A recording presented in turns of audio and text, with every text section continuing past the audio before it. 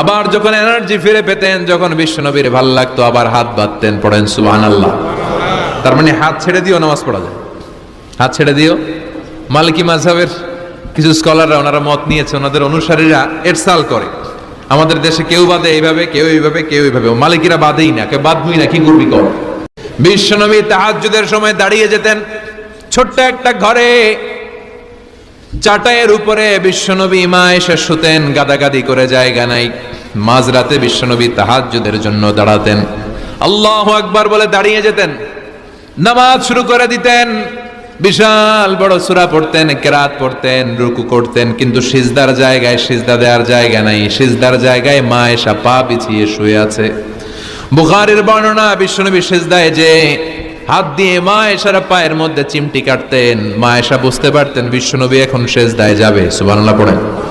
মা এসা বুঝতে পেরে পা দুইটা সরিয়ে